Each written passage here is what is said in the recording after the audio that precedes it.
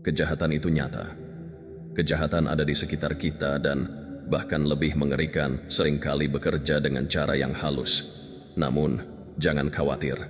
Dengan sedikit kewaspadaan, Anda dapat mengenali tanda-tanda peringatan dan melindungi diri Anda sendiri. Orang jahat tidak muncul dengan trompet atau cerita, tetapi tindakan mereka mengungkapkan sifat asli mereka. Mereka memanipulasi, menghancurkan, dan mengeksploitasi kebaikan Anda untuk keuntungan mereka.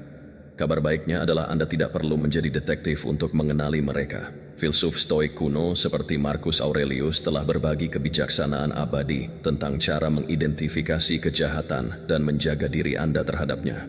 Dalam video ini, saya akan mengungkap 10 tanda nyata bahwa Anda berhadapan dengan orang jahat. Tanda-tanda ini tidak boleh Anda abaikan. Wawasan ini akan memberdayakan Anda untuk menjaga kedamaian dan melindungi energi Anda. Mari kita selami dan pelajari cara menavigasi dunia ini dengan kejelasan dan keyakinan. Nomor 1. Manipulasi konstan. Seneca pernah berkata, dia yang memiliki banyak ketakutan juga memiliki banyak hal untuk dimanipulasi. Ini bukan hanya pengingat, tetapi peringatan tentang kekuatan manipulasi di tangan orang-orang jahat. Mereka tidak berkembang dengan integritas, mereka berkembang dengan mendistorsi kenyataan, mengubah kebohongan menjadi senjata yang paling efektif. Saya ingat suatu waktu ketika saya bekerja dengan seorang kolega. Awalnya saya percaya dia ahli dalam memuji saya. Di depan orang lain dia membuat saya merasa diakui dan dihargai. Namun, di balik layar, dia mulai memutarbalikkan narasi halus yang diam-diam merusak pekerjaan saya dan membesar-besarkan kesalahan kecil menjadi masalah besar bagi manajemen. Ketika saya merasakan ada sesuatu yang salah dan memutuskan untuk menghadapinya, dia tetap tenang dan mengatakan bahwa dia hanya membantu saya memperbaikinya, membuat saya mempertanyakan diri sendiri. Apakah saya melakukan sesuatu yang salah? Saya mulai meragukan kemampuan saya. Sebenarnya, dia tidak membantu saya sama sekali. Dia mendorong saya ke dalam keadaan ketergantungan, membuat saya merasa saya membutuhkan bimbingannya untuk menjadi cukup baik.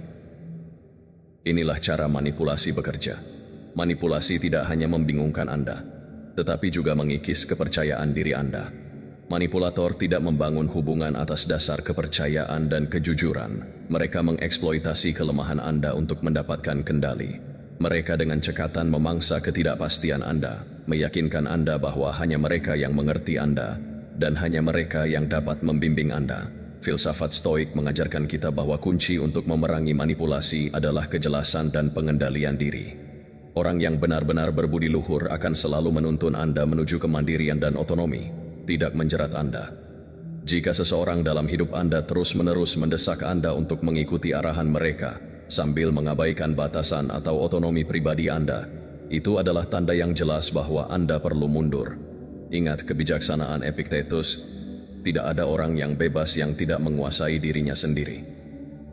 Dengan menolak untuk berpartisipasi dalam permainan manipulasi mereka, Anda mendapatkan kembali kendali atas pikiran, tindakan, dan keputusan Anda. Kejelasan mental dan kesadaran diri adalah penawar pengaruh racun mereka. Anda tidak perlu berdebat atau membuktikan diri Anda. Cukup keluar dari manipulasi mereka dan pertahankan kebebasan Anda. Nomor 2. Topeng pesona. Seneca pernah mengingatkan kita bahwa penampilan tidak peduli seberapa mempesona, seringkali menyembunyikan kebenaran di baliknya. Pernahkah Anda bertemu seseorang yang pesonanya tampak hampir terlalu sempurna, seperti karakter dalam film? Senyum mereka yang berseri-seri, kata-kata yang menenangkan, dan kemampuan untuk membuat Anda merasa istimewa tampak seperti pertunjukan yang sempurna. Namun, ketika Anda mundur selangkah dan melihat lebih dekat, Anda mungkin menyadari bahwa di balik fasad itu terdapat motif yang jauh dari tulus. Ketulusan adalah hal yang luar biasa, menghubungkan orang dan membangun kepercayaan serta menciptakan hubungan yang bermakna. Namun, di tangan seseorang dengan niat yang lebih gelap, pesona menjadi senjata yang mematikan. Mereka tahu cara merebut hati Anda, melucuti senjata Anda dengan kata-kata yang dibuat dengan hati-hati, dan menampilkan diri mereka sebagai teman yang selalu Anda cari, pasangan yang sempurna, atau bahkan orang yang dapat dipercaya. Mentor. Namun, pesona mereka hampa seperti cangkang mengilap yang menyembunyikan kebenaran pahit. Marcus Aurelius pernah memperingatkan kita bahwa jiwa menjadi terwarnai dengan warna pikirannya. Individu-individu ini tidak hanya memanipulasi, mereka menggunakan pesona mereka untuk menutupi sifat asli mereka, keegoisan, tipu daya, dan manipulasi. Perhatikan bagaimana mereka bersikap ketika tidak ada yang melihat, bagaimana mereka memperlakukan orang yang tidak memberi mereka manfaat. Kata-kata mereka mungkin dihias dengan indah, tetapi tindakan melukiskan gambaran karakter yang paling benar. Saya pernah mengenal seorang teman yang memiliki kemampuan luar biasa untuk membuat semua orang merasa dipuja. Dia menghujani orang dengan pujian, membuat mereka percaya bahwa mereka benar-benar istimewa baginya. Namun, seiring berjalannya waktu, saya menyadari bahwa dia bukanlah orang yang terlihat. Pujiannya terasa diperhitungkan sebagai alat untuk mendapatkan sesuatu sebagai balasannya. Dan ketika tidak ada lagi yang bisa didapatkan, dia dengan cepat menjauhi orang tersebut, sering menjelek-jelekan mereka yang pernah dia sanjung. Bagaimana cara melepaskan diri dari pesona mereka? Jangan abaikan peringatan halus di dalam hati Anda. Jika Anda merasa terpesona namun tidak nyaman, percayalah pada insting itu. Orang-orang yang manipulatif ini bergantung pada kemauan Anda untuk mengabaikan tanda-tanda bahaya, untuk percaya pada ilusi yang mereka ciptakan. Filsafat Stoik mengajarkan kita bahwa kebenaran tidak butuh topeng. Kebaikan sejati bersinar dengan sendirinya tanpa kepura-puraan. Jadi, lewati permukaan yang berkilauan dan carilah kebenaran di balik kebaikan sejati yang tidak perlu penyamaran. Nomor 3, kebohongan tanpa hati nurani. Marcus Aurelius pernah menasihati bahwa tidak ada yang boleh dilakukan jika tidak benar, dan tidak ada yang perlu dikatakan jika itu belum benar. Bagi orang yang benar-benar jahat, kebenaran hanyalah sebuah hambatan. Mereka tidak berbohong karena kecerobohan. Mereka berbohong karena tipu daya telah menjadi sifat kedua mereka. Kebohongan mereka bukanlah kebohongan yang acak. Mereka dibuat dengan tujuan, entah itu untuk mendapatkan kekuasaan, menghindari tanggung jawab, atau mendistorsi persepsi Anda tentang realitas. Bayangkan seorang teman yang terus-menerus merangkai cerita rumit untuk mendapatkan kredibilitas. Setelah dia meyakinkan Anda bahwa dia mengelola proyek penting seorang diri dengan mengklaim tanggung jawab penuh atas keberhasilannya.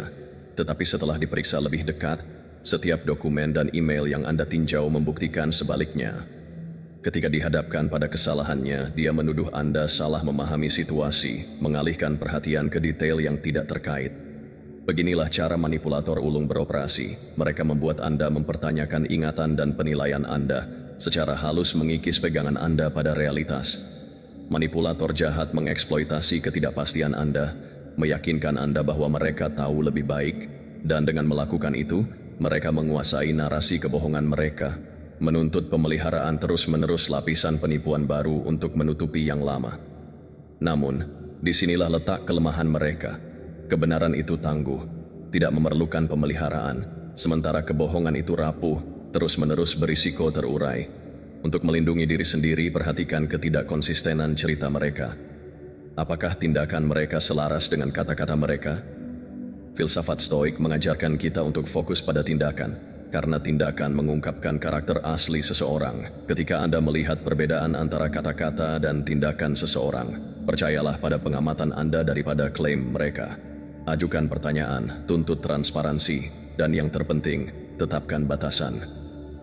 Kejujuran dalam Stoikisme bukan hanya fondasi hubungan, tetapi cermin yang mencerminkan integritas. Ketika ketidakjujuran terus berlanjut, jangan ragu untuk menjauh. Stoikisme mengingatkan kita bahwa kekuatan yang sebenarnya terletak pada penguasaan diri kita sendiri dan menjauhkan diri dari apa yang merusak nilai-nilai dan kedamaian kita.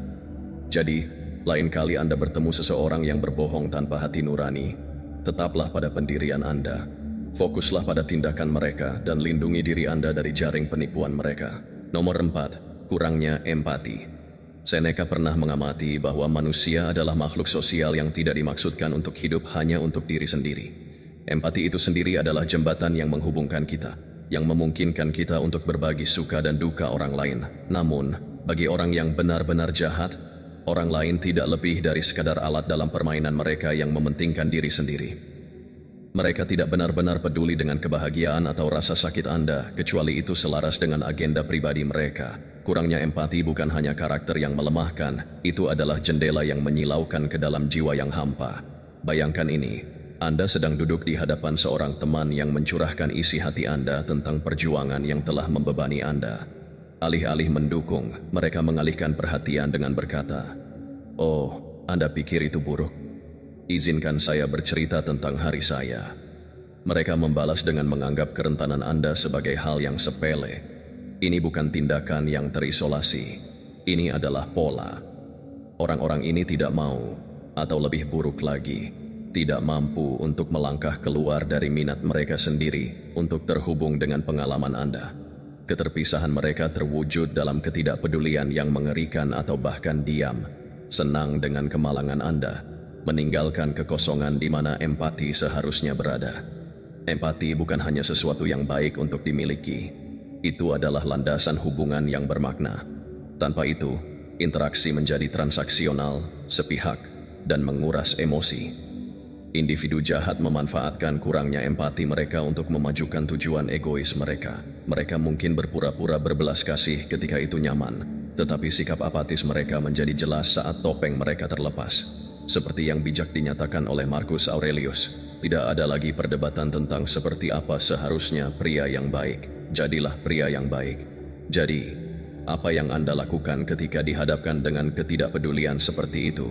Tetapkan batasan yang tegas, lindungi kedamaian Anda dan jangan biarkan sikap dingin mereka mengurangi harga diri Anda. Carilah hubungan yang dibangun atas dasar saling menghormati dan pengertian. Hubungan yang lebih mengangkat daripada menjatuhkan. Kelilingi diri Anda dengan orang-orang yang merayakan kegembiraan Anda dan berdiri bersama Anda dalam kesedihan, karena hubungan sejati berakar pada empati, bukan pada kesombongan. Sebelum kita lanjut ke tanda berikutnya, jika Anda menyukai video ini, jangan lupa tekan tombol like dan subscribe channel ini dengan menyalakan loncengnya agar tidak ketinggalan video selanjutnya. Jika Anda suka dengan video seperti ini, berikan komentar, dan mari terus belajar. Nomor 5. Haus akan kendali. Bagi orang jahat, kendali bukan hanya kebiasaan, itu adalah garis hidup mereka. Mereka ingin mendominasi segalanya di sekitar mereka, mulai dari hubungan dan pikiran hingga keputusan terkecil Anda. Marcus Aurelius pernah berkata bahwa pikiran Anda berada di bawah kendali Anda, bukan keadaan eksternal. Ketika Anda menyadari hal ini, Anda menemukan kekuatan sejati Anda. Namun, kekuatan ini justru yang ingin dicuri oleh orang jahat dari Anda, karena mereka tahu bahwa mengendalikan pikiran Anda adalah kunci untuk mengatur seluruh hidup Anda. Saya pernah mengenal seseorang yang awalnya tampak dapat dipercaya. Nasihatnya tampak penuh perhatian dan sungguh-sungguh membantu. Namun seiring berjalannya waktu, pola yang meresahkan muncul. Mereka mulai memasukkan komentar-komentar yang merendahkan ke dalam percakapan, menimbulkan keraguan pada keputusan saya, dan membuat saya merasa seolah-olah saya membutuhkan bimbingan mereka untuk membuat pilihan yang tepat. Ketika saya sedang mempertimbangkan untuk bergabung dengan proyek penting, mereka membuat saya merasa bahwa saya membutuhkan mereka untuk membuat keputusan yang tepat, meyakinkan saya bahwa saya tidak mampu, dan mendesak saya untuk membiarkan mereka mengambil alih pimpinan.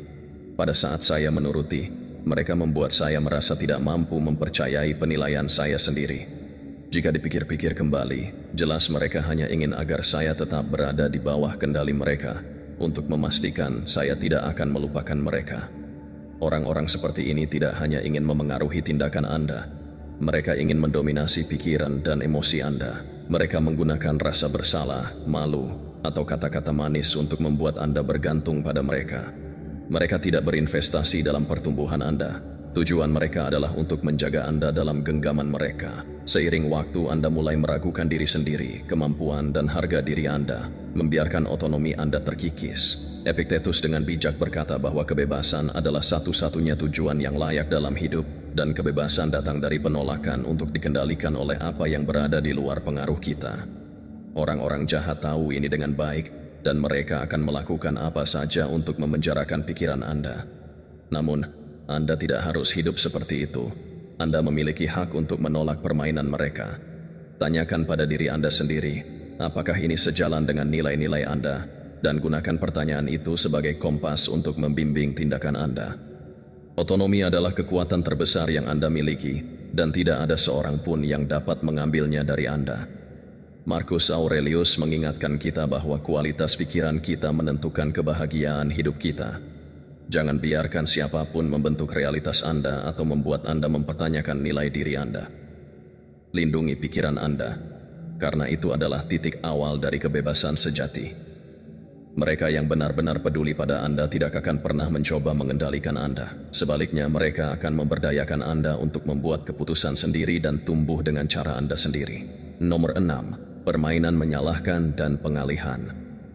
Seneca dengan bijak mengamati bahwa orang sering lebih suka mempercayai daripada menghakimi. Inilah yang dimanfaatkan oleh orang-orang manipulatif untuk keuntungan mereka. Alih-alih mengambil tanggung jawab, mereka membuat cerita yang menempatkan diri mereka sebagai korban dalam setiap situasi dengan menyalahkan orang lain dan mengalihkan tanggung jawab. Mereka tidak hanya menghindari konsekuensi, tetapi juga mengalihkan beban kepada orang lain dengan kelicikan yang meresahkan.